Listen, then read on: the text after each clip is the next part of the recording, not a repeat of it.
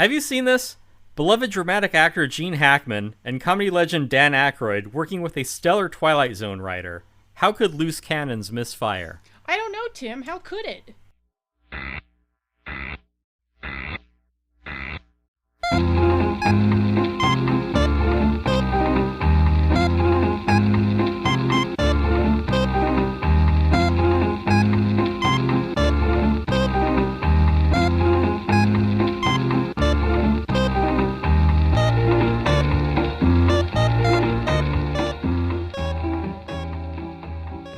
Welcome to Have You Seen This? The world's only podcast about obscure, overlooked, and misbegotten media. All discussions will be spoiler heavy. You have been warned. Hey everyone, it's Have You Seen This? I'm Jen, here with Tim, and with our special guest, Mike. How's that? Well, yeah, it was a special guest. How about those clowns in Congress?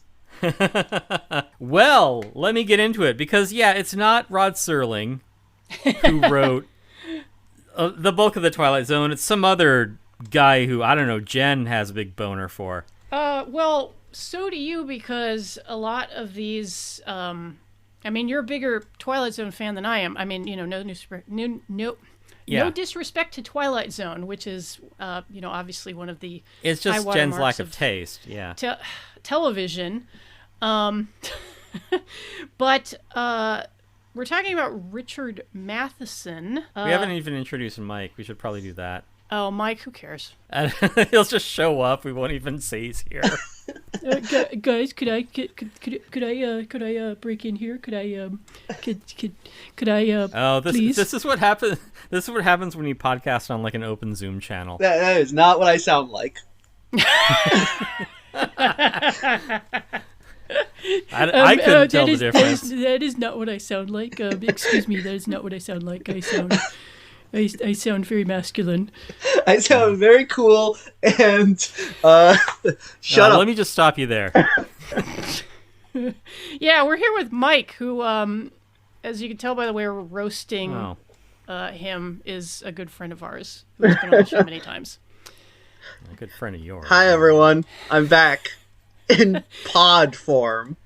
Yes, Mike, aka Bitter Corella on Twitter, and also the creator and writer of the Midnight Pals Twitter account, who is currently preparing, I think, the third Midnight Pals book. That's right. It's going to be awesome. It's got some really good pictures in it. Well, yeah, Jen, what do you know about that? Well, that's an in right there. Mike, since Midnight Pals is based on horror writers telling tales around a campfire, how familiar are you with Richard Matheson, since I feel like you've done like a couple tweets about him? I have done a couple tweets about him. I'm not super familiar with him, but I've of course know him mostly as the guy who wrote I Am Legend and Duel, as well as he did some Twilight Zone episodes, and I mean he's done a lot of stuff. But maybe one of the most famous Twilight Zone episodes, Terror at 20,000 Feet. Yeah, the one with John Lithgow. The one with William Shatner. The one with John Lithgow and William Shatner.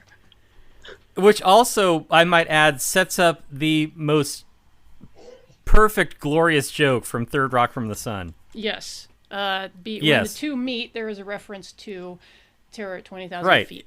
Yeah, because it is John Lithgow is, you know, one of the central cast of that, but then they meet their supreme leader, who's played by William Shatner, and he comes in on a jet on an airline, and he says, you know, they ask him, how was your flight, and he says, it's terrible. There's this awful monster on the wing, and John Lithgow's like, the same thing happened to me. Just to like see that happen is beautiful. I'm sorry. The episode is called Nightmare at 20,000 Feet. Oh, yeah, get it right, Jen. He wrote another episode that I love. It was made into a movie that I do not love. It was the short story Button Button. Yeah. It's one that, another friend of the podcast, we just, like, jerk each other off about what a great episode that is. Yeah, that was made into The Box by Richard Kelly of Donnie Darko fame and Southland Tales infamy, I believe. It's a great story. It's such a fun little concept. Yeah, you get a box, and for, X amount of money, you push the button on the box, and someone you don't know will die. Yeah, and they did kind of rework the original story into the Twilight Zone episode, which I think improved it, and then they reworked it a little more to make it in the movie and made it a lot worse. But yeah, the Twilight Zone is just chef's kiss. Yeah, and Matheson had cut his teeth on short fiction.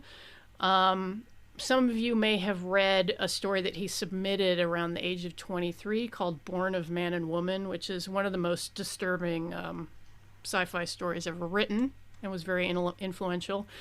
Like Mike said, Jen sent that to me, and yes. Yeah, like Mike said, he did I Am Legend, which was made into the Omega Man with Charlton Heston.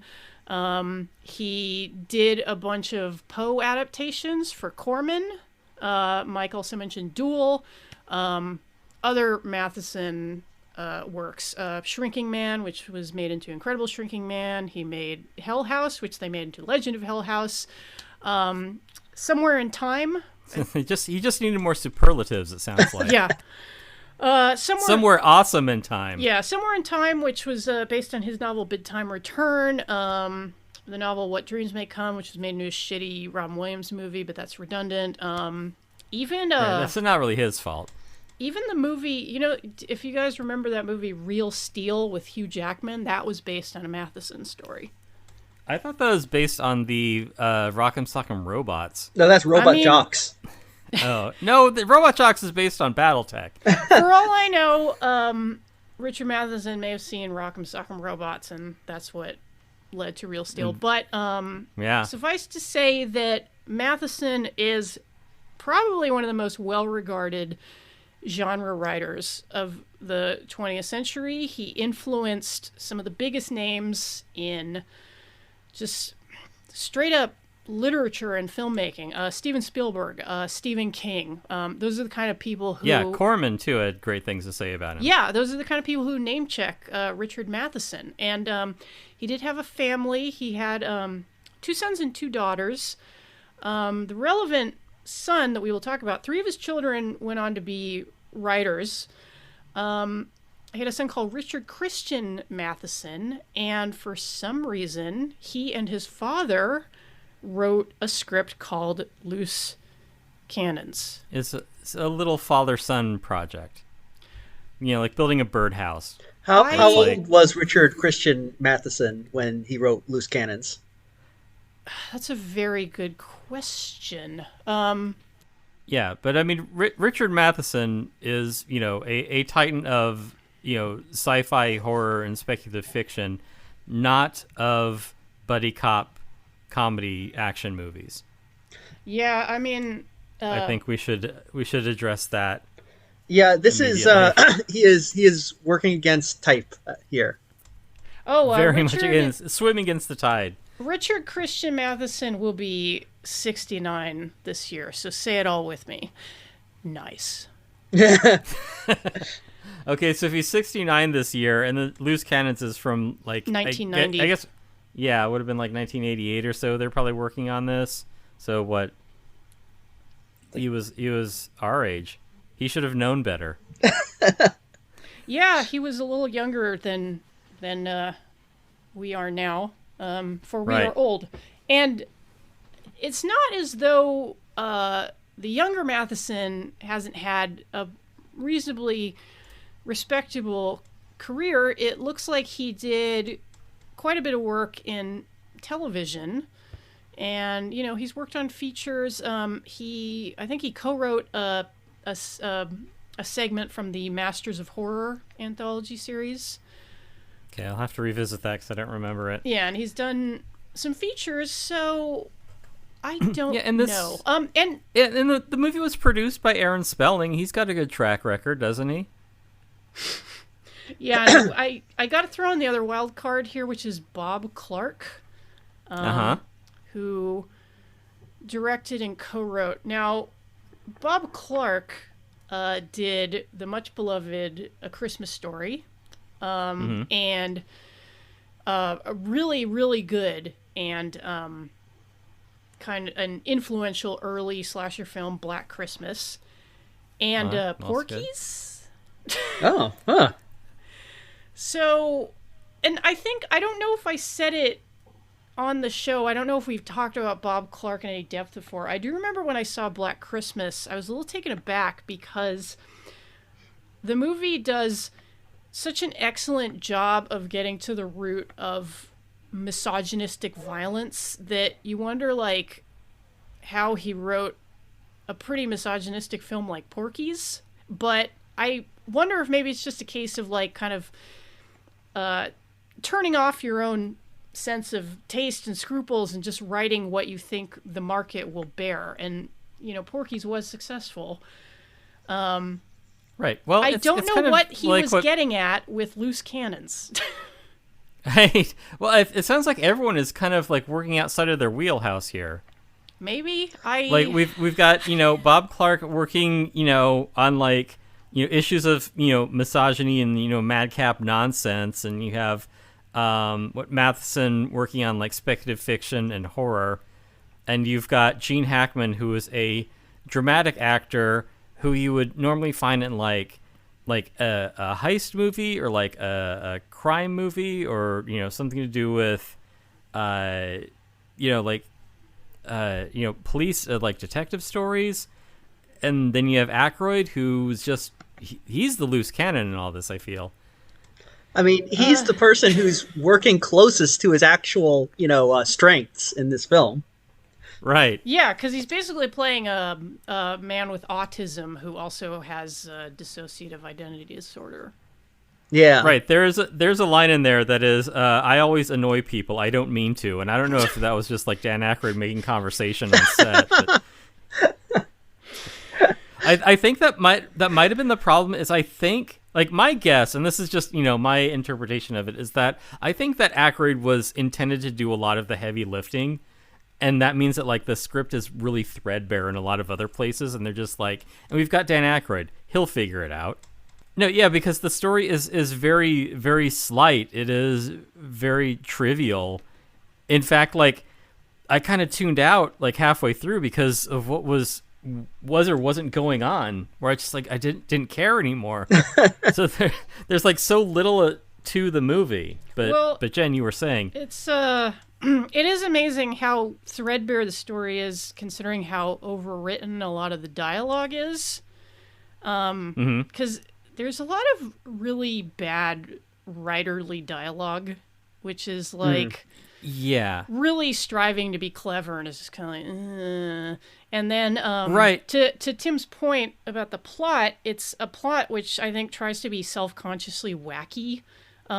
Mike, if you could take a stab at maybe describing like what the fuck is supposed to be going on in this movie, we would appreciate it.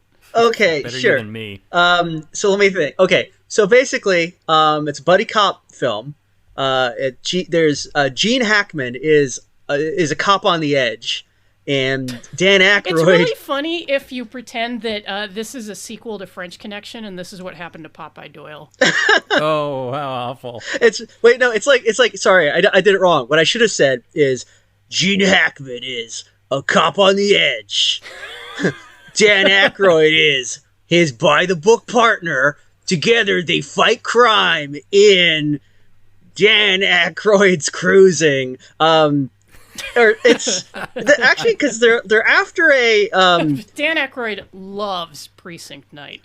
Yeah, they right. really. Well, yeah, that's why they made East of Eden, right? Yeah. Or no, those. But pray continue, Mike. Well, so it's basically there's a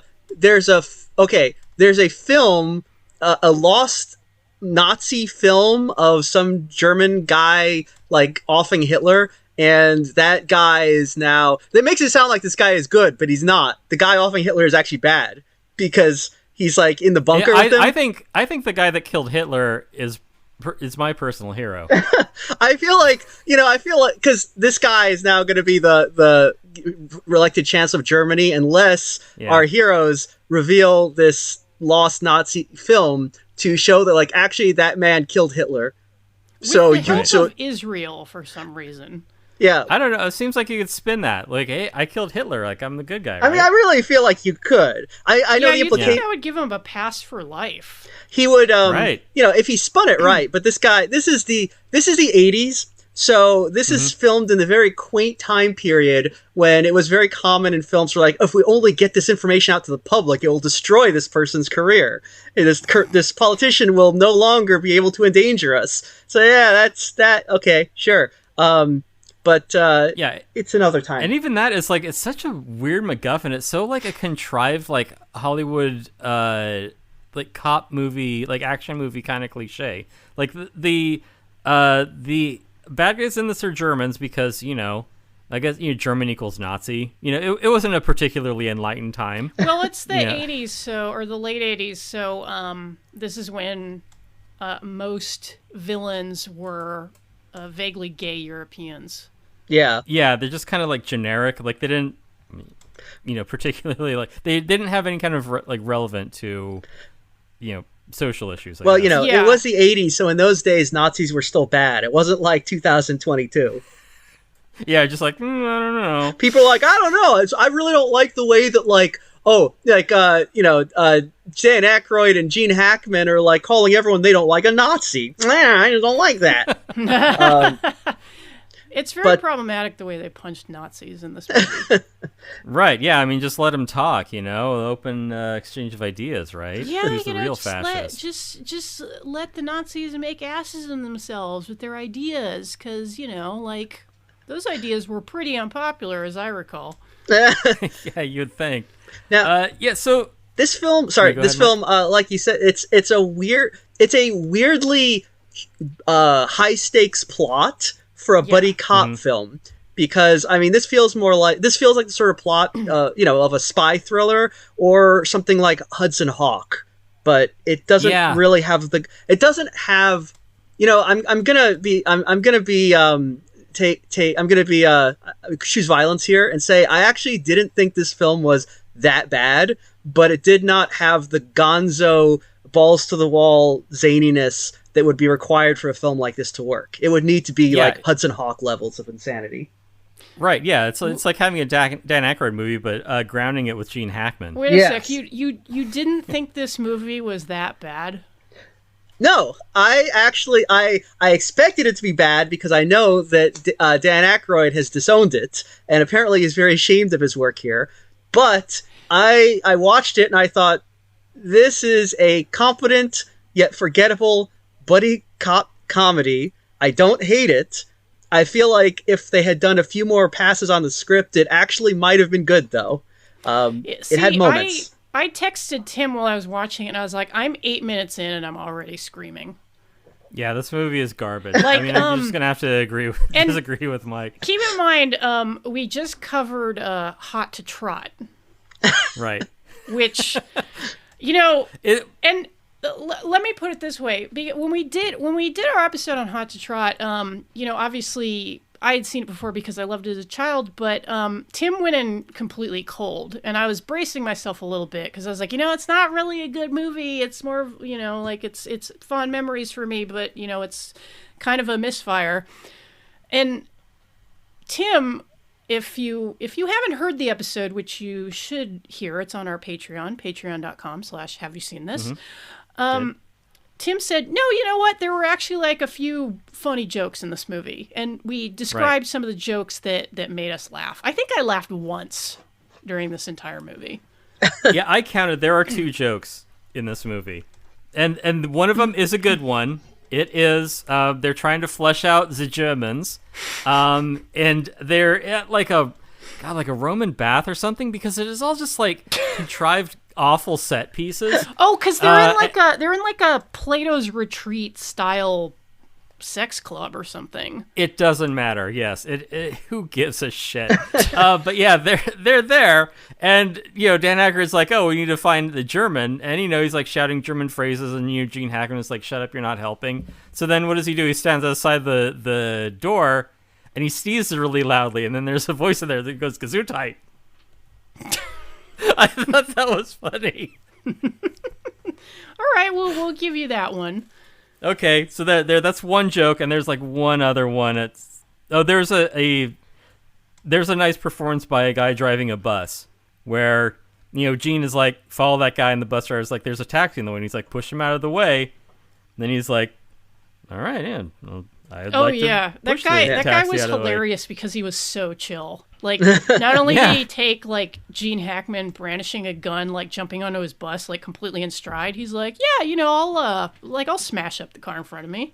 Yeah, it's like, push him out of the way. I've always wanted to do that. It's just, kind of nonplussed about the whole thing. It's just, he drives a bus. Yeah. I think there are moments in this movie that are pretty good. Yeah, we just went over both. Yeah, of them. the problem is most of the comedy, like you said. Sorry. I think the one time I laughed was when Dom DeLuise grabs a machine gun and yells, "They're fucking with the wrong Jew this time!" Right, because Germans.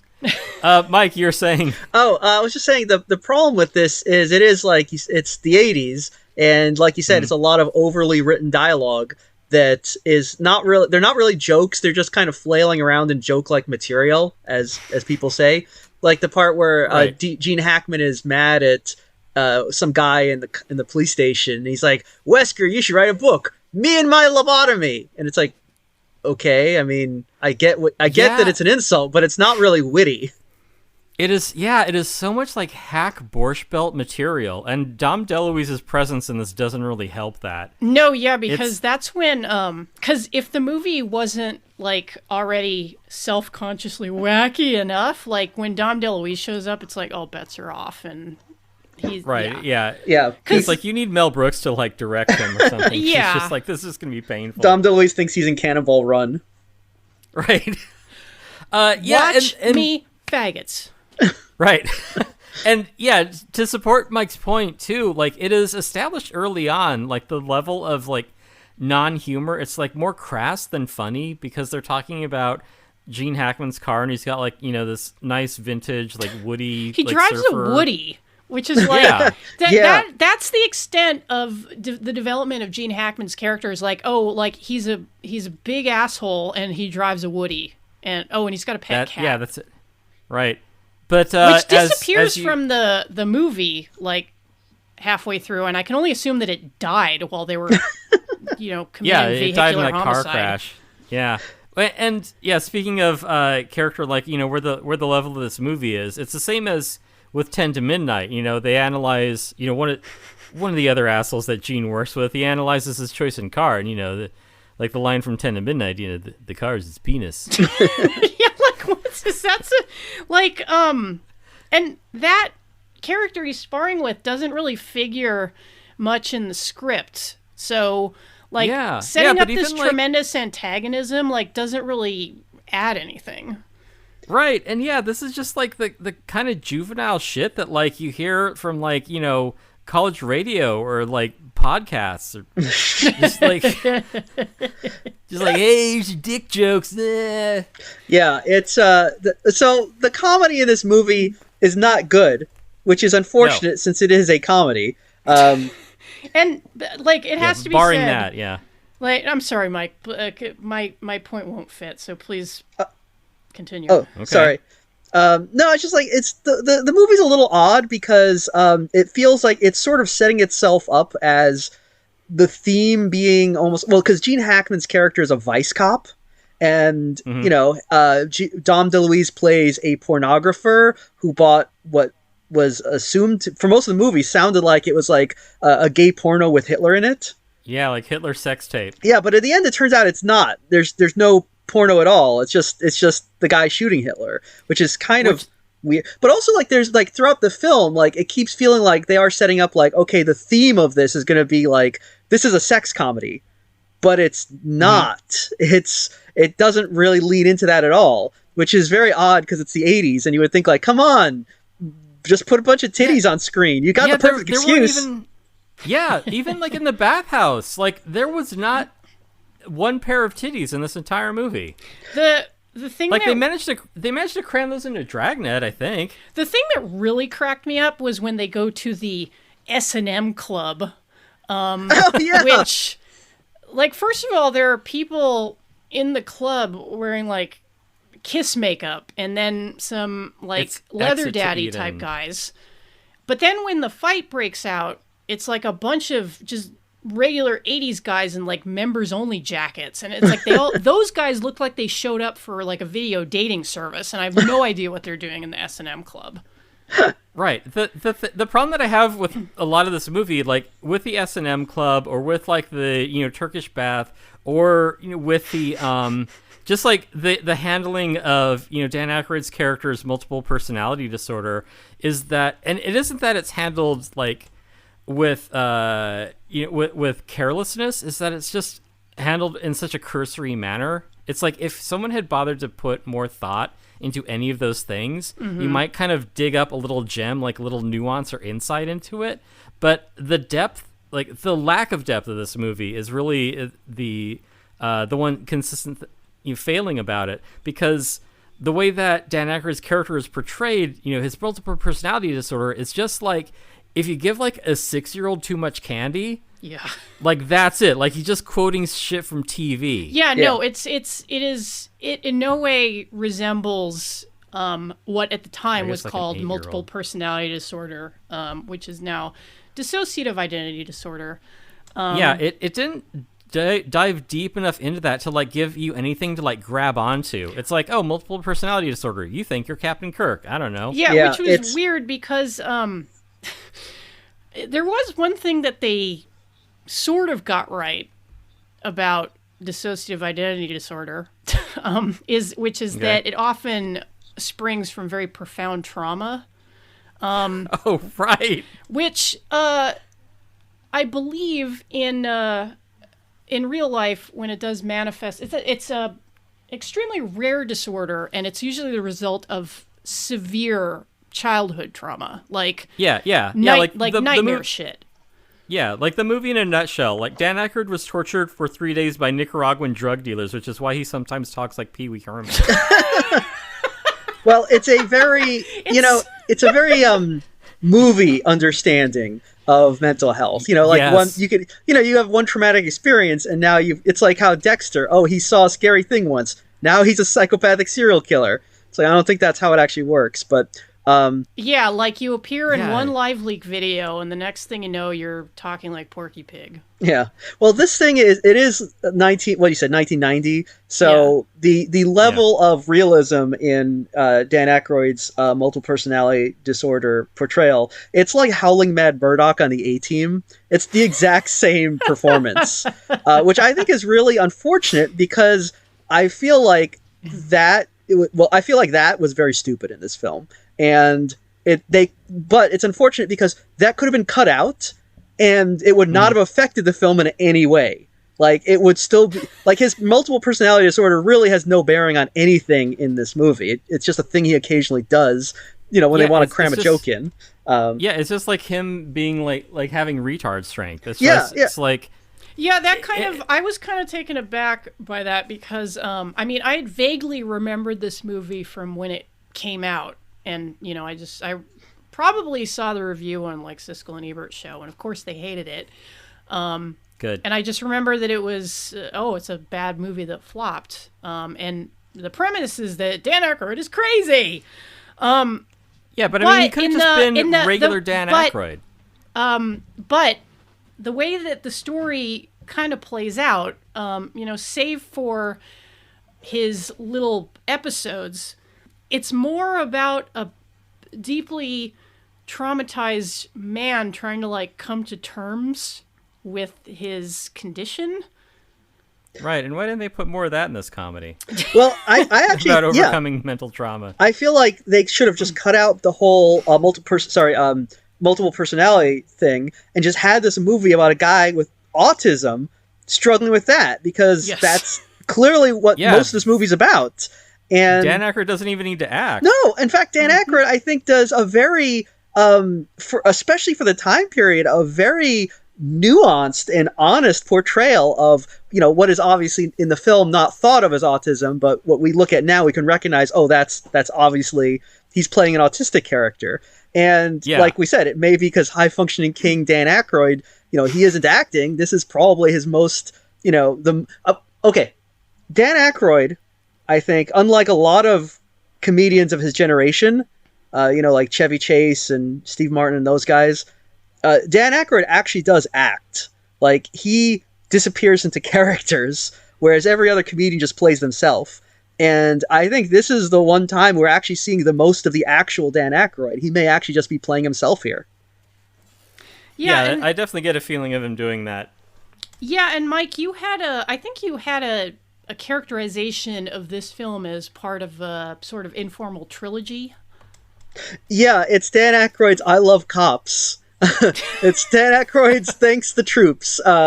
Dragnet definitely. Yeah, Dragnet and which prefigured this. Which is the Nothing But Trouble, being the third of the trilogy. Probably which we covered on the show. Yeah, and that's probably his most nuanced take on cops. So 2 for 3, not bad. Yeah, because I remember, it's been a while since I've seen it, but I remember Dragnet being really funny. I remember that too. Like, Dragnet is a right to be for like a feature adaptation of a fucking TV show. Right, but like the joke version of it, and maybe that's part of what works so well about it. Well, Dragnet because like if you've ever seen Dragnet, there is not a scintilla of humor about the entire fucking thing. And I was thinking about it earlier before we were recording, because I realized not only did they take the Dragnet premise and poke a little bit of fun at it, but they also created a Joe Friday who fucks. Because Dan Aykroyd's character does fuck the Virgin Connie in that movie. Yes, and like I defy you to imagine Jack Webb having sex. You can't do it. It's impossible. Right. Like the mind just generates static. Yeah, and that is good casting too, because it is Dan Aykroyd as this sort of fish out of water in Dragnet, of him being his Dan Aykroyd self, like out of sync with everyone else who's neurotypical, let's say, versus like the way he is in here, where, I mean, yes, he could have just played an autistic cop, because loath as I am to give this movie any credit, the tour de force scene of him deconstructing this crime scene at about 15 minutes in is probably the only one part of the movie that holds together, I feel. Possibly, like, because it does feel like I mean, another way that you could describe the premise of this movie is what if Sherlock Holmes had some kind of trauma-induced disorder instead of merely being like an asexual Victorian. I don't know, maybe why not Sherlock Holmes in a buddy cop movie, in the 80s? Right. Well, I mean, they did. I know that what's his name did. Who's Stephen Moffat? He did. Like Sherlock Holmes. What if we really leaned into the autism thing? But that kind of fell off after a little while, as I recall. Well, I think Tim is. I mean, what's his name?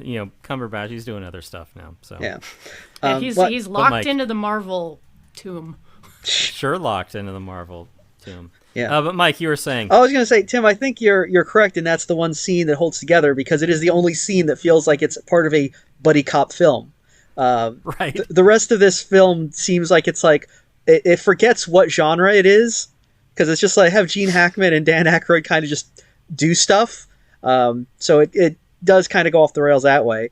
But I mean, you do sense their like relationship sort of evolving to one of like mutual respect rather than dislike, but it's pretty rudimentary. And like a point that Tim has made about Gene Hackman on the show before was like his style of acting, like especially when he plays one of the very morally gray characters that he does. It's, how did you describe him, Tim? Like just kind of like smiling through rage. Yeah, he's sort of like he's charming and threatening at the same time. He's like, I know that we're going to get along, because if we don't, I'm going to rip your head off. Yeah, it's like he's 30 seconds away from, like, choking you. And I feel like kicking your teeth in. It's the same thing in this movie, but it seems like that isn't him acting. It has a lot to do with the production, I think. Well, I think that works really well, though. He just has this aura of, like, this is a fucking piece of shit. Well, yeah, he's just kind of like looking around, quipping. I don't know. Yeah, but I think that works really well in this, especially when he's paired with Dan Aykroyd, because, like you said, there's a scene where early on when they're in the car together, and Dan Aykroyd is, asks him not to smoke, and then says, "Oh, you've got a cat. I'm allergic to cats. Can I put a cover up your cat?" And it's this thing where you're watching. It's like Dan Aykroyd is making. Well, I mean, here's the thing. I'm as a neurotypical person in a relationship with a neurodivergent person, I've seen this little dance many times where the neurodivergent person will make perfectly polite, reasonable requests, and they keep making them until you want to throttle them. And that works perfectly here with Dan Aykroyd and Gene Hackman. I mean, I see that right there. It's like it feels very real. Oh, that was the other time I laughed when Dan Aykroyd asked Gene Hackman not to drive so fast, and so Gene Hackman's response is to slam on the brakes. And because he's been living in his car, like all of his belongings just come piling into the front seat. That seemed like just such a huge overreaction, where it's like Gene Hackman's character, like, I mean, I've seen Gene Hackman in other roles where he is like prickly and antagonistic and difficult to work with. I mean, hell, we just talked about Night Moves. Mm-hmm.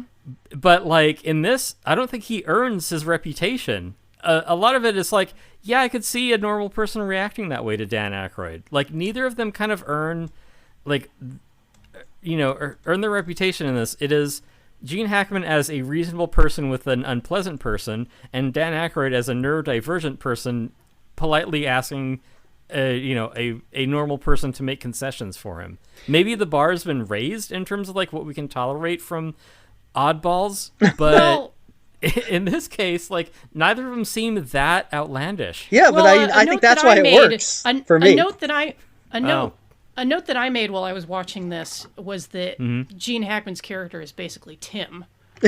Except if it were Tim, great, he's the hero. If it were Tim, he would have a 2006 Scion full of Lego sets. All right, well, hey, give me, yeah. I love that car. I have a question. It does hold a lot of Lego. Why was Gene Hackman living in his car? Was he like kicked out by his wife or something? I think his house like burned down off screen. I mean, he says that. I thought he was bullshitting because that's what I didn't want to say that he was homeless. I was under the impression it was the typical cop movie thing where, like, kind of the slob cop is kicked out by his ex-wife or something. But I don't remember if that was actually stated or I'm just filling in the blanks with, my own imagination. That would have been my assumption. Yeah, the only explanation we got was his apartment burned down, but it didn't. It wouldn't surprise me if that was explained in a scene which was removed to keep this to a brisk 88 minutes. Right. Yeah, we don't want to spend any more time than we have to with this movie. Oh, God, where is it going with this? So, one other thing, too, like, just apropos of nothing, speaking of, like, wasted potential, Ronnie Cox is in one scene in this. Captain Jellicoe! You might know him from RoboCop. Dick Jones. Also, David Alan Grier is a partner who does not make a second appearance. I forgot about scene. David Alan Grier. Oh, that was David Alan Grier? Jeez. Yeah! I'm just like, oh, okay, cool. So he's gonna say something funny. He's a comedian, and he's got 2 strikes against him already. He's the main character's partner, and he's black. So I'm like, okay, this character's gonna get killed off at some point. No, he's just put on a bus. Like, he just disappears after one scene. They didn't even give him the dignity of being killed. Like, it was just like, oh, but you're partnering with Dan Aykroyd, who is the police chief's nephew. Yeah, black guy gets written out first. Mm-hmm. Like, goes. Typical. So he just disappears. So we got Ronnie Cox and David Alan Grier being wasted in 2 minor roles.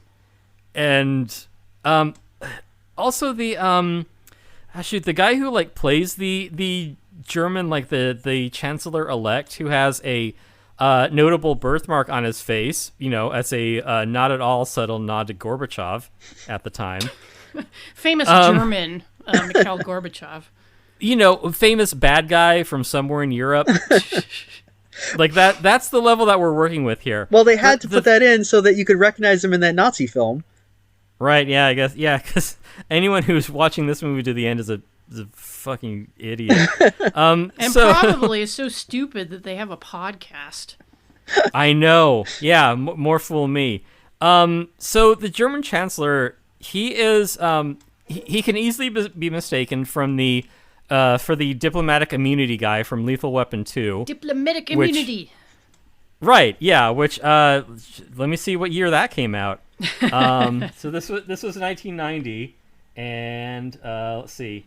Lethal Weapon 2, 1989. Yep. I guess we're working from a template here. No, this 1989. This was a very jingoistic time for American cinema.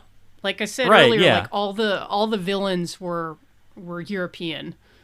Right, yeah. And it is like 1989 is Lethal Weapon 2, 1988 is goddamn Die Hard. Yeah, 1987 is Dragnet. So it's like we have we're swimming in a morass here. But then Loose Cannons comes along and just fucks it all up. Anyway, the point I'm making, the actor who plays the German Chancellor-elect, he's not the diplomatic immunity guy. You know who he is? He's the mob boss from Thief. Oh, damn.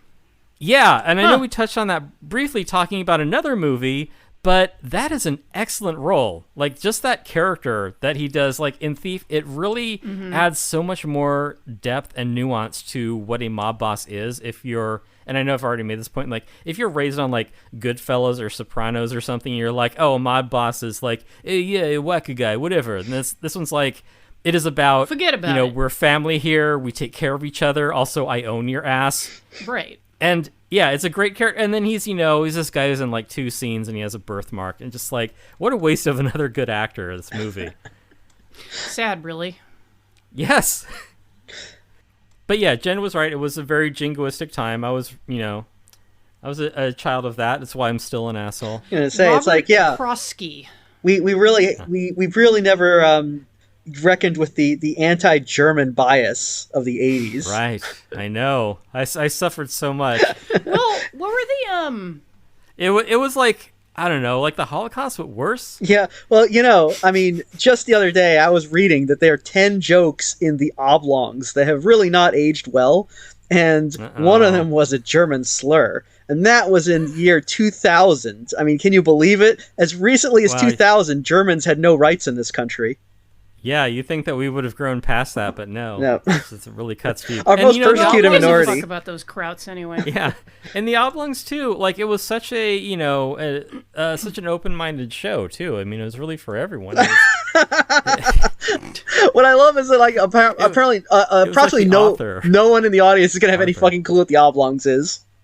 no, but I mean, it is really worth a watch. No, as well. I think a couple or 3 of our super fans will actually be familiar with it because, it's the kind of person who would listen to a podcast like this. That's a good point. True. Yes. You My nerds, people. we love you. Right. Yeah, they know what's up. But you can also join those people at our Patreon at patreon.com/have you seen this? Right. God, where did we leave off? Okay, so Ronnie Cox. I just thought he picture was gonna somebody do, being like, the Oblongs. God, this is what I dreamed of. I'm signing up the $10 level. Right. Yeah, so Ronnie Cox in one scene, and I like, even like, it is it's like, Poochie driving past the fireworks factory. Like, so many moments in here where it's like, oh, like, David Alan Grier, the black partner, he's gonna tell a joke, he's gonna get killed. Neither of those things happen. Ronnie Cox, he's like, just evil character actor. You're like, oh, he's gonna be like the secret villain or something partway through. Like, no, he just, he worked an afternoon on this movie and then he, drove home. I don't even Like- remember if he's FBI or CIA. It doesn't did matter. Yeah, I don't know either. Does the FBI show up at any point? Like, they do like a Porky's level like ruse to like get them on the wrong train so they can go meet Mossad agents instead. Oh yeah, there's a lady Mossad agent who is so I guess one of the bad colorless guys. that she barely registers. Well, she's very Right. girl next door. It's weird because we watching No, this she's movie. one I'm of the like, good guys. well, Oh, okay. yeah. This is fiction. But Right, in yes. I was the whole movie. I'm like, when you see her, I mean, you first see her, it's like, oh, clearly this is the love connection. You know, she's gonna get with Gene Hackman in the end, but they don't. Like, they kind of don't do that, which I feel like was originally the intention and probably got scrapped at some point. But yeah, she's barely in this. Yeah. No, they just crack a joke about like Gene Hackman cracks a joke to Dan Aykroyd about like, oh well, I'm actually joining Mossad and I'm moving to Israel. And then which the movie ends on a crude joke, and then the credits roll, and you're like, what the fuck did I just watch? Right. It's so baffling. Like, is it a caper or like a comedy? Like, one of the things I learned about screenwriting is that like a good scene accomplishes two things. And like these scenes, like they have to further like the whole caper, detective aspect of it and be funny, but most of the time they don't do either of those things. No. I think actually this film is one interesting thing about the film is, even though the comedy is very the comedy is not good. Dire. It's the comedy exists and strikes me as very normal for an 80s comedy. Like, your average forgotten 80s comedy is basically about this level. It's uninspired. Yeah, exactly. But the scenes where they actually try to build suspense are actually fairly good. The beginning scene when they're out on water and like Dom DeLuise and a bunch of other guys are in a speedboat trying to hide from the and you see the red lights of the yacht coming through the fog, like, and they're all, oh god, it's a very stylish opening. It's pretty, but it's weird. It's like tonally it is so weird because you have this like, why are they all dressed in costumes? That's never explained, nor is it important. Yeah, it looks like the cast of a John Waters film, like in some kind of weird post-apocalyptic ocean setting, and you're like, what is happening? Yeah. And then there are evil Germans, and then like, again, tonally it's way off because like there are a couple of guys, friends of Dom DeLuise's character, who get killed. Like, there's one part with some poor old man in a costume who gets tangled up in a fence and is literally begging for his life before they shoot him in cold blood. And it's like, that's really funny. I'm really in the mood for some laughs. Yeah, it's this weirdly like stylized violent opening scene of like, the guy in the dog suit from The Shining getting machine gunned to death. But I mean, the thing is, that opening scene promises a much more interesting movie. Because, it does. I mean, I was like, okay, you can really, that scene when they're oh shit, it's Stegler or whatever they're saying, like, you can feel the fear. And then the fact that they're dressed up like, Alice in Wonderland characters, it's like, okay, I really need to know what's going on. And then it never is brought up or explained. It's very disappointing. Because I thought it was some kind of weird flashback, and like it was historical, and they were like fleeing Nazi Germany, and they were like a clown troupe or something. I was like, what is happening? I mean, from this opening, I really thought we were going to get. I thought we were going to get something much more like, I don't know, like a comedy version of 8mm. Right. Ooh, yeah, that's another direction they could have taken it in. I mean, yeah, like 8mm is funny in its own way, but I know what you mean. Yeah. There's a scene later in the film which I also noted when the Chancellor's on TV and that neo-Nazi mercenary is talking to his lackey and explaining the situation, and they're filmed kind of with this like this very like sickly green lighting, with the tense music going, and it's like suddenly it's like, oh shit, there's stakes involved. This is actually like a little tense. And these scenes, which are I think pretty well done, contrast badly with the rest of this extremely wacky film. Like another movie entirely. Yeah, exactly. And it's kind of a shame because I feel like, man, it seems like you really wanted to make an actual like, high stakes cop drama, and you just we got Gene Hackman and Dan Aykroyd, I guess, down to Louise. I guess we got to make it a comedy now.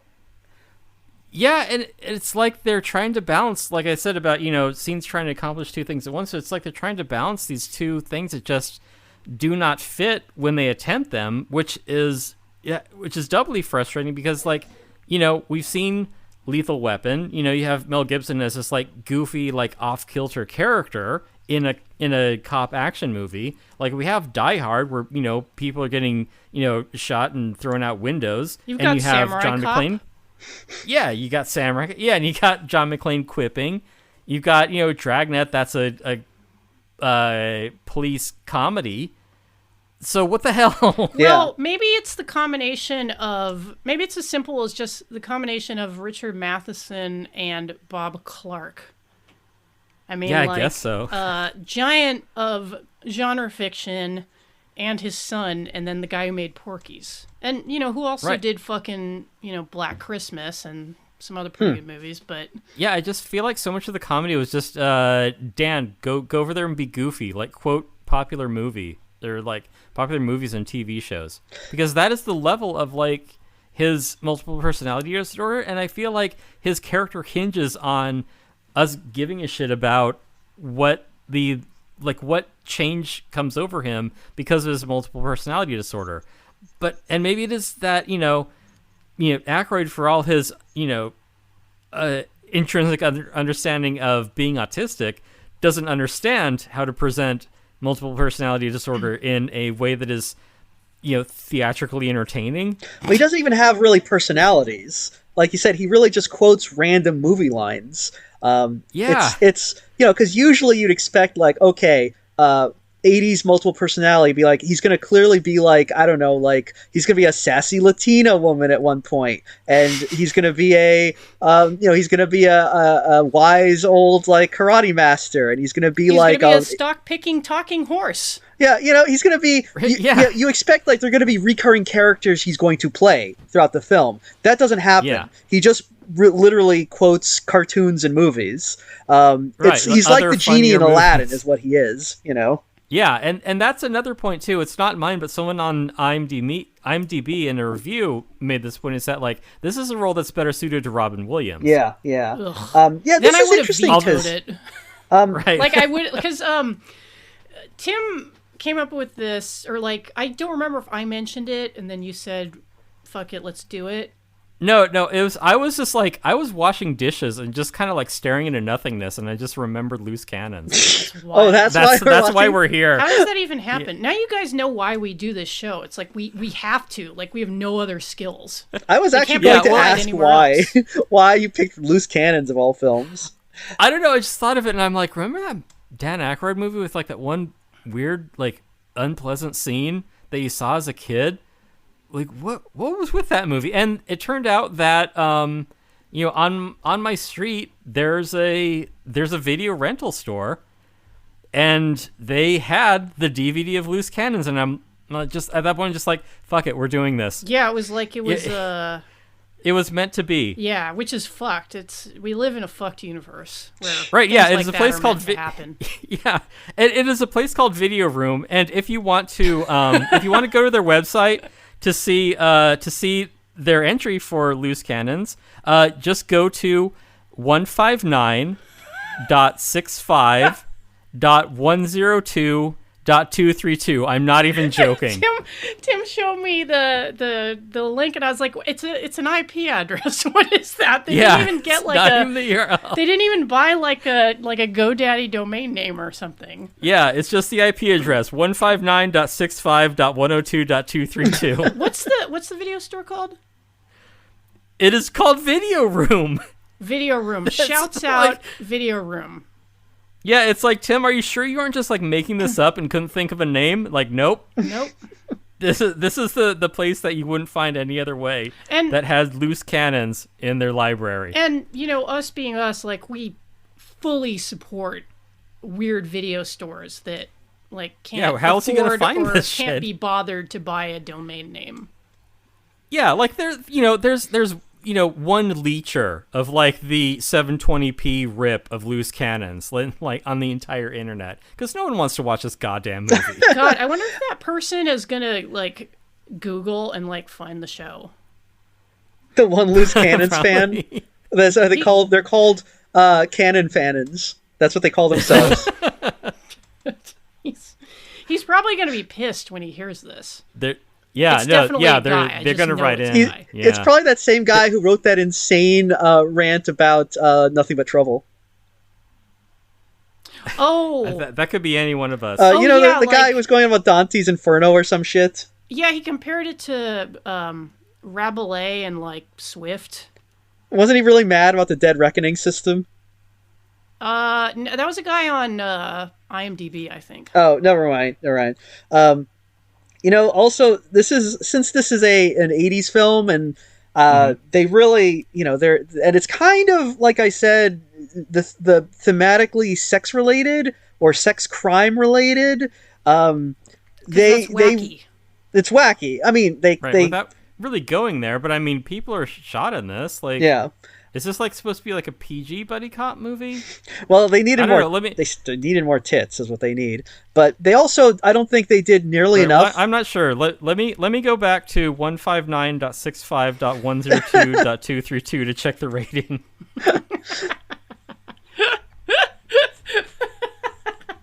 Oh, God bless you, Video Room. We love you. Oh, it doesn't have it. Well, never mind. Sorry. Well, we mentioned that there are a number of actors wasted in this film.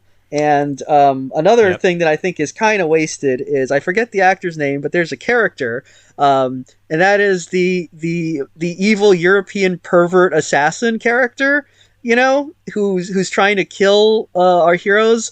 He whenever he's talking on screen, he's got that that evil European pervert 80s villain energy. Yes. He's yeah, we understand the yeah. European. He seems like he should be like huffing ether the whole time. Right? Yeah. And we're getting into like celluloid closet territory. Like this queer coded Blue Velvet. I mean, he is very queer coded. I mean, he does like randomly kisses very aggressively kisses the. It's European. Yeah. Yeah, they just do that over there. Though I guess, credit to them, they could have made this a lot more queerphobic, Yeah, that's... Like, he does not try to rape Dan Aykroyd when he has him tied up, so good on you, movie, for, having some restraint, I guess. Yeah, you were not engaging or interesting in any way whatsoever. Good for you. They really could have doubled down on the trauma aspect, and they didn't, because we didn't see Dan Aykroyd's character tortured on screen, which I guess is good. Right. Yeah. Oh wait. In the end, that's right. He gets tortured again, and that cures his multiple personality disorder. Because that's it's how like being works. bonked on the head twice. Yeah. It's like scaring somebody when they have hiccups. That's how you cure amnesia. Yeah. It's this movie is very silly. The stuff that he's drawing from his multiple personalities, it's Looney Tunes, Star Trek, Wizard of Oz, The Love Boat, sort of, NASCAR. Like, he's doing SNL bits. Oh, like, this is The Love Boat because of Aaron's spelling. Yeah. Well, this is the scene where they Three Stooges, which you remember was used to great effect in Hot to Trot. Yeah. They fall in a river and they're getting washed away at one point, and Dan Aykroyd is just screaming random television lines, but it's obviously dubbed in because you can see them, and it's like, well, yeah, he's not saying anything. He's trying to breathe. He's not yelling stuff. Yeah. These aren't jokes so much as they are quips. They're like the 90s, late 80s, 90s equivalent of well, that happened. Yes. Kind of like non-joke that you'll see in movies now. Again, hopefully that'll age as poorly. Yeah. Well, again, I keep hoping. No, go ahead, Mike, please. I was just gonna. Again, I feel like the big problem here is the multiple personality disorder angle. They should have just cut that entirely. Make it about him dealing with autism. An autistic man. Yeah. Yeah, just Dan Aykroyd as himself. It's a hat on a hat. I mean, it's just weird because it's like Dan Aykroyd doing this very real and vulnerable autistic performance, and then randomly he'll just be like, "Oh, and here's me doing a dumb asshole voice." Yeah, it's like, hey, now do the Roadrunner. Yeah. And also, God. even like when the scene where he's doing that, and he because he gets retard strength. When he goes into one of his fugues, and he mows down one of the one of the Germans on the when they're on the train. The Germans, by the way, have tabletop role-playing game levels of resources, where it's like, look, we're just gonna we're gonna chase you in a car. Also, we have a rocket launcher. Okay, you escape. We're gonna have machine guns and chase you in a helicopter. And it's just it's like a bad game of Riffs where the GM just keeps throwing shit at you to try to kill your characters off because he can't. And but anyway, but in contrast to that, did you notice the point where Gene Hackman pulls out a musket? Yeah, What was up with that? Did Why was that? It is so not funny. Maybe they It's cut a like- scene where like it was revealed that he was running an antique shop before he got like thrown out onto the street and had to live in his car. I It is don't just- know. It is just like comedically, the movie doesn't know what it is. Like you can do like different kinds of comedy, but the movie never settles on what kind it wants to be. And like this is just like, okay, we're doing like some kind of goofy, like cartoony sort of thing where it's just, yeah, Gene Hackman has a blunderbuss for some reason. and yeah, like Mike pointed out earlier, like Hudson Hawk works because so much random shit is thrown at you in that movie that eventually you just kind of have to roll with it. I don't know if Until, Hudson you know, Hawk at- works, but it charms well, you. this is where Mike and I agree. Yes, it charms you because, yeah, at the end of it, it is, you know, Danny Aiello explaining that he survived, you know, falling in the, God, I forgot their characters' names. You know, the villains in their limo because it, you know, had all these like fire suppression systems and airbags and everything because of course they did. And, you know, it's Bruce Willis reacting going, yeah, that's probably what happened.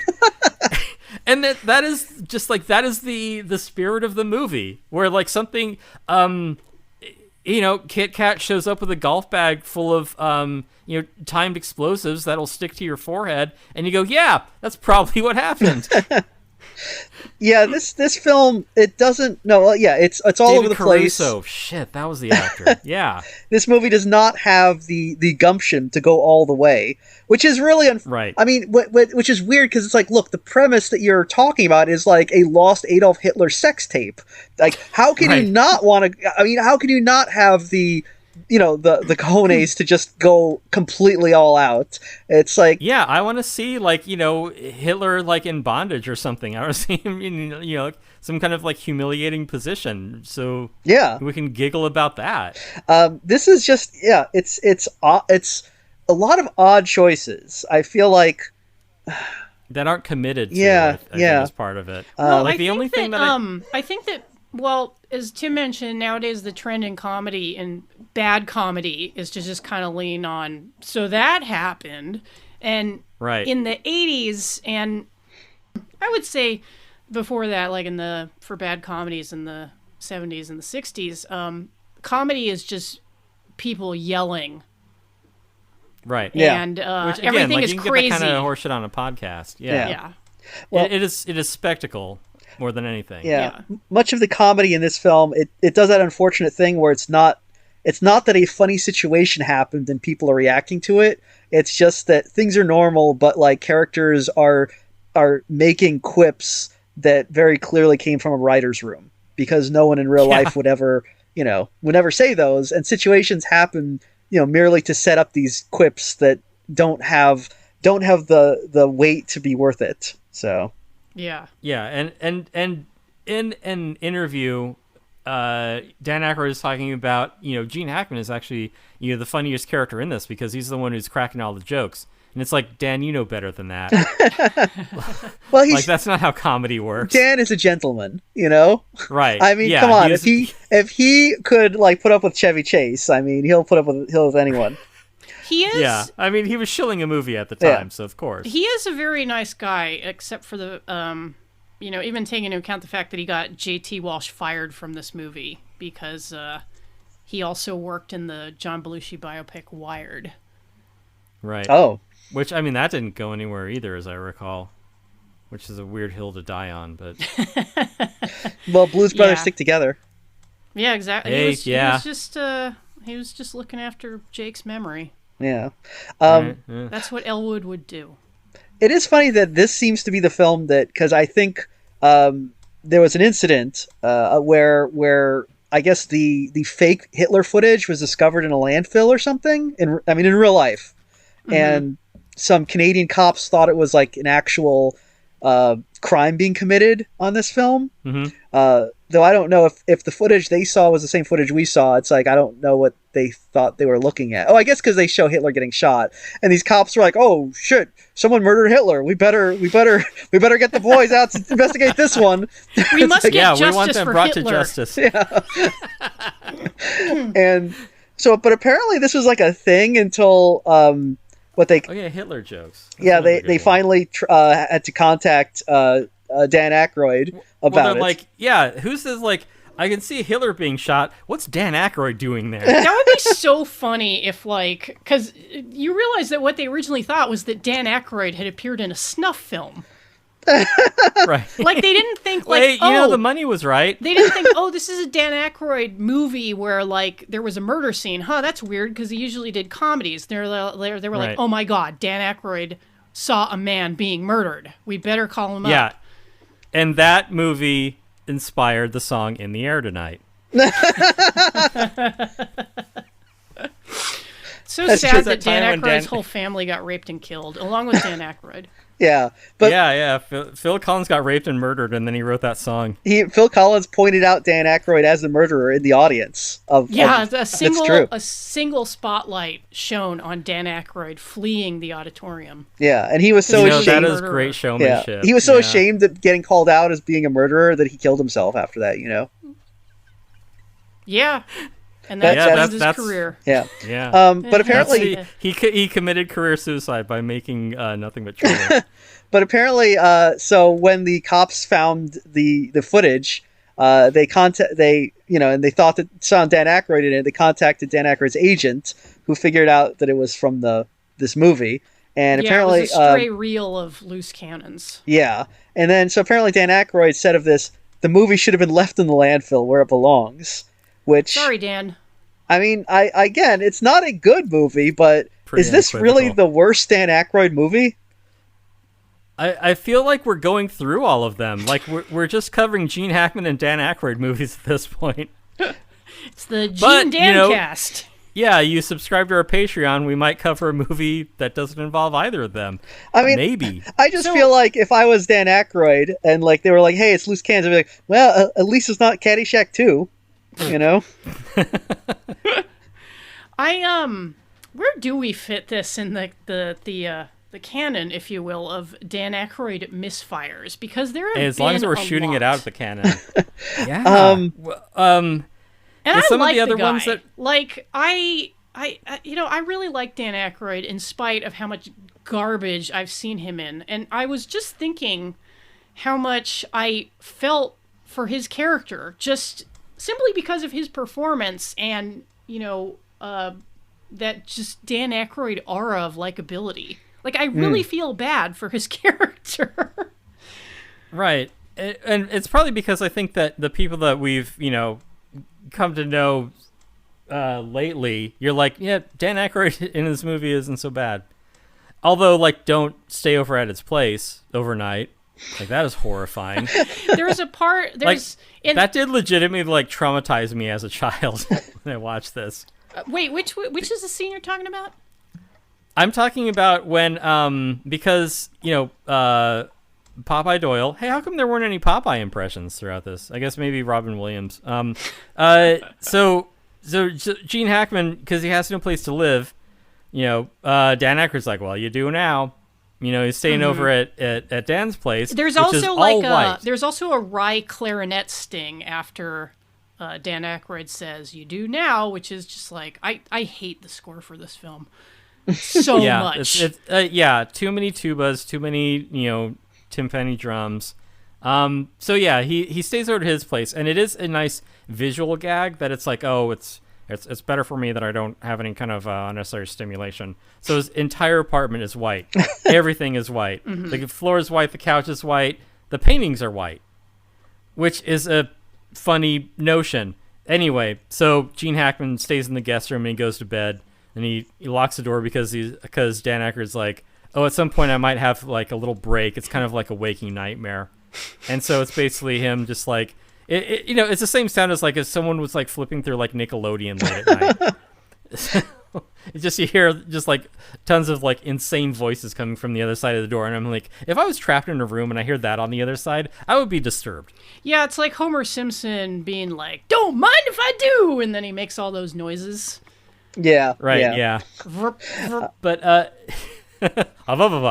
Oh. yeah. So this, it's tough to rank where this lands on like worst Dan Aykroyd movies because there is, There is Nothing But Trouble, which is so like gloriously terrible. It kind of loops back around. Well, I mean, Well, I this feel like is it's like- Nothing It's but like it trouble breaks the scale. Well, Nothing But Trouble commits. Like Nothing But Trouble. Yeah. It's like Hudson Hawk. It goes all the way. Right. Nothing But Trouble Yeah, definitely it's- has a vision. And Yeah. you know, and maybe it's in a like very- it excels at being a terrible movie. And in that way, isn't it a good movie? yeah, like maybe in Right in at info at Have You Seen? maybe in kind of an Aykroyd way, it's like he had a vision that he attempted to communicate to the world at large, but we just weren't picking up what he was laying down. Like, you know, we just didn't understand Yeah, all like us the way he normies, that's the communicated. problem. Yeah. Could it be because Kind of like Nell. because I mentioned earlier how Dan Aykroyd is one of the few comedians of his time who really does seem to act in the sense that even though there is a particular character who is a Dan Aykroyd type, I would say that if you watch him in Ghostbusters and you watch him in like Trading Places, and you watch him in Caddyshack 2, these are all different characters he's playing, as opposed to, Bill Murray, who's like, hey, I'm Bill Murray, check me out, I'm in this movie. It's me, Bill Murray. Yeah. And That's very true. and Yeah, Johnny Depp saw that at an impressionable age and was like, I'm going to do that. yeah. But I mean, this is the one film where I feel like Dan Aykroyd is like, no, I'm gonna play it straight. I'm gonna be normal, as in it's the same sort of Dan Aykroyd version of normal, but he's not as out there as he is in most films.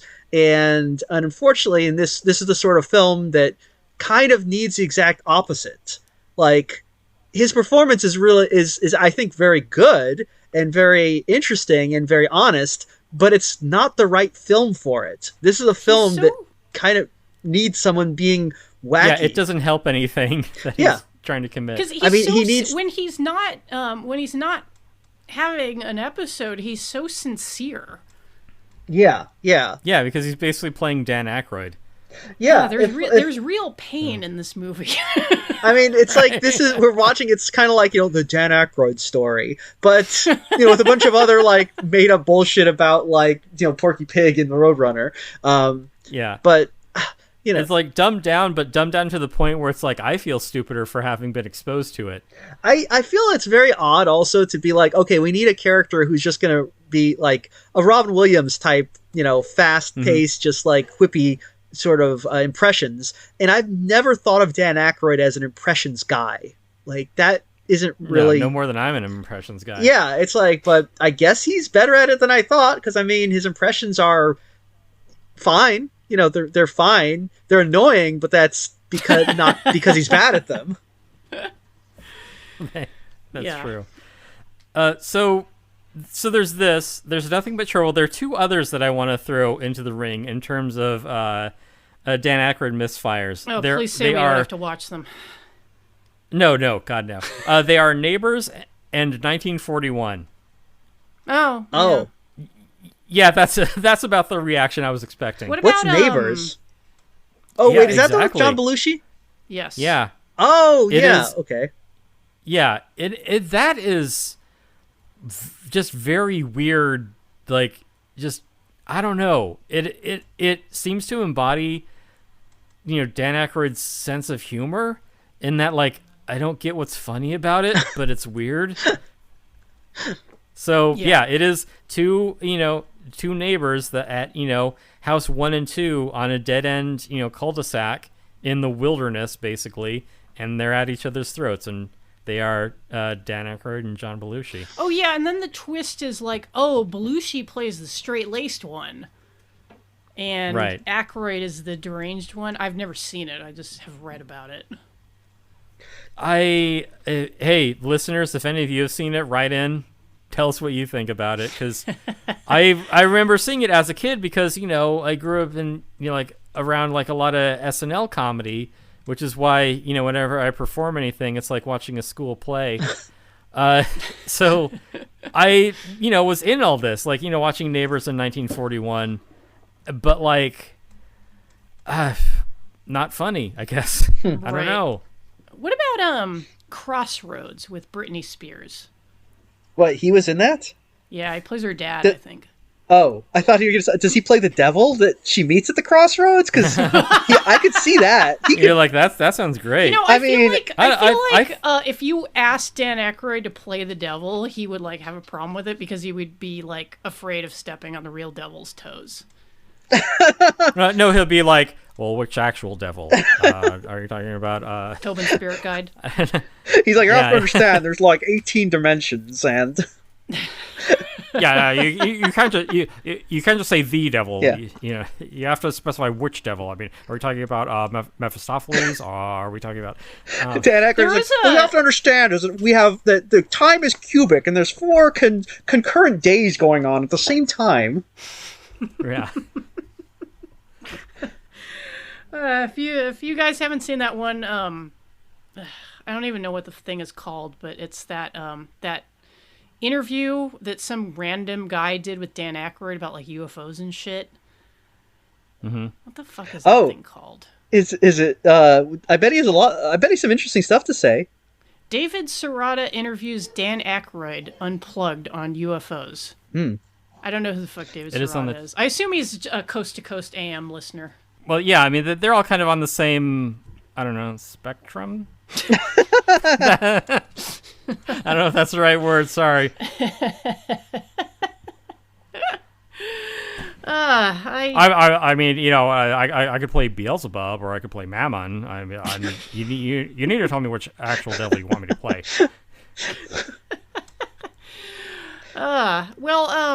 Hey, does anybody know if this is streaming or anything? I don't think it is.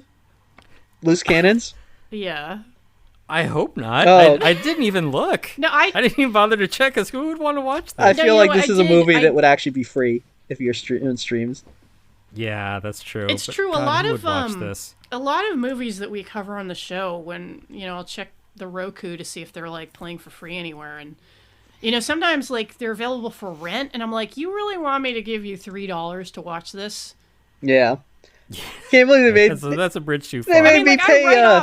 I write off everything that has to do with the show, but like, I mean, there are a lot of movies that we talk about where like I feel a little bit ripped off paying $2.99 on Vudu or whatever, and this is one of them. Yeah. I'm glad Tim got that DVD rip from 192.168.01 or whatever it was.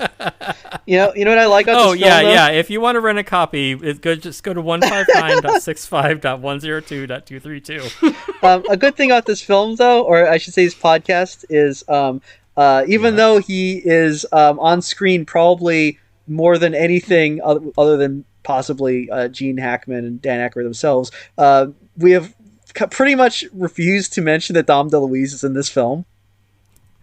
Yeah, he brings a lot of it's a mad world energy to this movie, which also doesn't fit. Yeah, And he's which is also a pretty bad movie, to be honest. Well, I guess that doesn't help. he's Like, Dom DeLuise is Dom DeLuise in Yeah, it's just sort of a lot of like breathless shouting, Yeah. yeah. He's, which again, like you can get that sort of thing on a podcast. Like you can have people making tasteless, Hitler jokes on a podcast too. I expect more of my movies. I actually kind of felt a little bad for Dom DeLuise in this film because I don't know Yeah. how old he was at this point, but he is having a lot of trouble keeping up. I mean, I think like that sweat is real. Keeping upright. I mean, he is like constantly mopping himself with like a handkerchief, and I don't think it's for the benefit of the performance. I think he's just literally like dying on screen. Yeah, it's not flop sweat. It's just regular. It's just like I can't feel my left arm. Yeah, it's like that one, whatever that Roddy Piper action movie is that they play on B-Movie TV sometimes, and Oh, Hell he's Comes to on the Frog run Town. in it, and I just cringe every time they make him run because I'm like, he's had his hip operated on. That's just mean. Like it's mean to make Right. Dom DeLuise like be in like an action comedy. Yeah, Right, and doubly so to be in this action comedy. Yeah. yeah. He does get a good quip at the end because again, I reiterate, there are no jokes in this movie. They're just quips. Yeah. But he gets shot in the butt at some point because that's funny. He's like, I have a hole in my ass. And one of the orders is like, that's why they call you an asshole. Oh, yeah, actually, I think probably the funniest moment in this entire film, and relatively subtle for this film, is just at the end when they wheel him into the room and he's talking to the children, and Dan Aykroyd's like, he's so good with kids, and then you hear him saying like, I don't give a shit, Dom DeLuise just swearing, I don't give a shit, look at these assholes, and it's just... Yeah, that was such a weird moment. Which is Now I got 6 months of ass jokes to look forward to. yeah, which I Just like appreciate biting my knuckle, because wiping my brow. yeah, like I appreciate that a little bit because at first you think the movie is going to be like really syrupy with Dan Aykroyd's there like entertaining the children and blah blah, but then that moment where they just leave the kids with Dom DeLuise and he's just cussing up a storm, it's like nice. Yeah. The rest of this movie sucks, though. It's a short movie that feels long because there's such long stretches where nothing happens, and I hate it. Yeah. Well, I mean, again, I feel like this movie had a lot of potential, and maybe they should have, I mean, it could have done so much for the community of people suffering with dissociative identity disorder, which all 7 or 8 of them worldwide was already taking some hits because this was the era of satanic panic. So, nobody. It's not like people were, and people still think that it's fake. Yeah. Well, look, okay, but Jen, think about this. If you were a person with dissociative identity disorder at this time period, your representation movies was stuff like Norman Bates, Hannibal Lecter, not Hannibal Lecter. Was it there?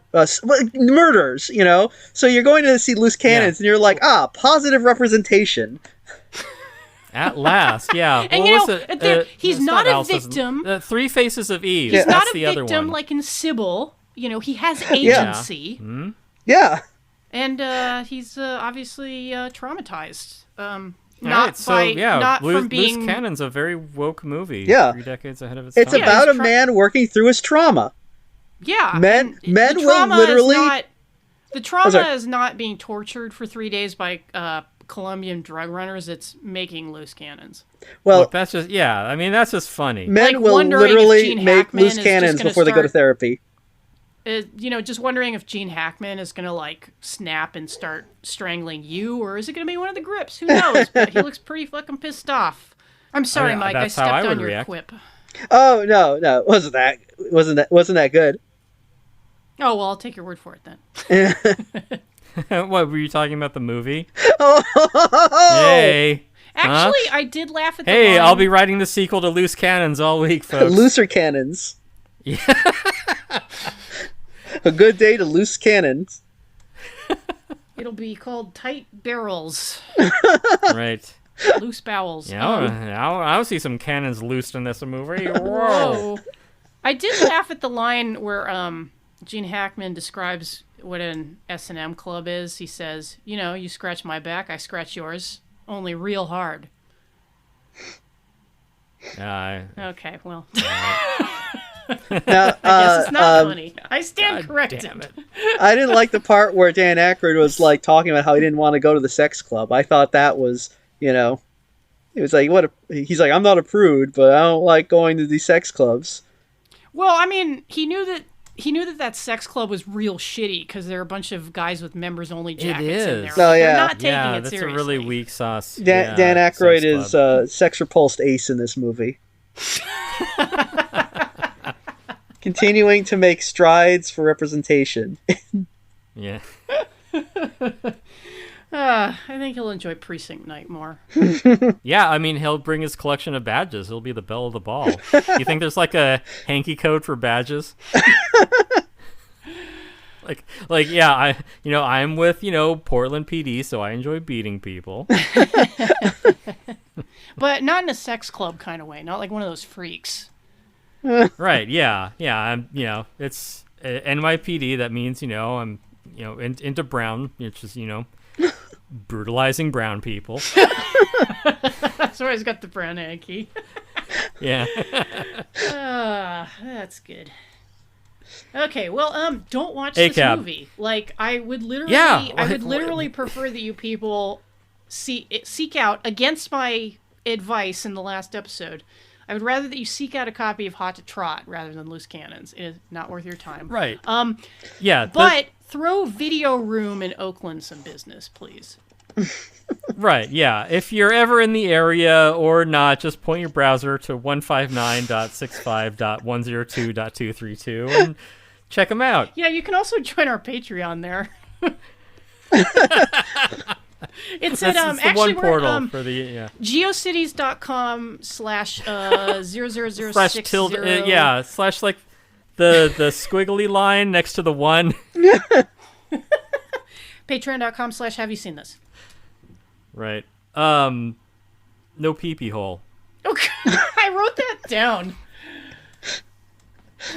Pee-pee hole. That's like the one line I remember from this movie. Is that- I'm like, this comedy is shit. Do they I really like do the that in line, Europe? I like the line, would you mind turning that off, please? It disrupts my energy patterns. Like, that was just Dan Aykroyd talking to Gene Hackman, like, between takes. Yeah, like they improvised that whole scene, which I think, they're expecting Dan to do a lot of the heavy lifting in this. Also, Gene Hackman drives a Woody, but he listens to Dixieland jazz in it. He's got layers. Racist Beach Boy? I don't know. You know, I got Gene this car Hackman. from Dennis Wilson after he died. You know, Gene Hackman drives a Woody because it represents his penis. Did I ever send you I that get Cumtown it. bit where they were doing the Gene Hackman imitation, but it's just like, I'm a baby with big tits. No, unfortunately. Yeah, it again, like most Cumtown bits, it shouldn't be funny at all. But it's Right, funny. yeah. Why are they dressed in costumes at the beginning? Uh, Yeah. Yeah. There's a screaming sex scene Oh yeah, where like God. the Gene David Allen Greer, who doesn't get to fucking do anything. Right, yeah. It's him and Gene Hackman being like, "Oh, this is this is in violation of statute 69.420. You need to wear a condom because I guess like condoms were kind of like in the zeitgeist at the time. Oh yeah, this was the age 'cause of of AIDS. AIDS. yeah. Yeah, So they're not if they're raw dogging. Don't get that's AIDS. funny. They might get HIV. Okay, so let's see. So we talked about AIDS, we talked about Hitler, we talked about Holocaust. Did we talk about kids with cancer? I want to make sure that we've got all our loose cannons covered. Were here. there What kids about, with cancer? pedophilia? Oh yeah, pedophilia. Let's see. I assume that Don hey- DeLuise molested all those kids in the hospital.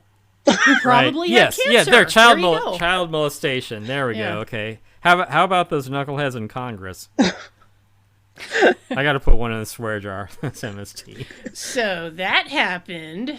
God damn it, Jen. Our guest has been Greg Proops. Yeah. I think we're done.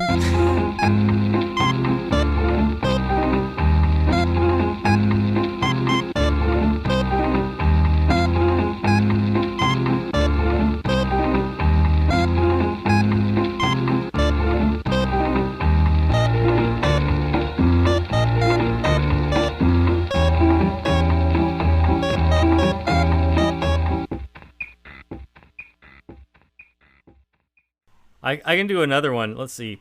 So I tuned up the wording a little. Yeah. Yeah, I don't have the soundboard with me. The clown board. That's the board I sit on.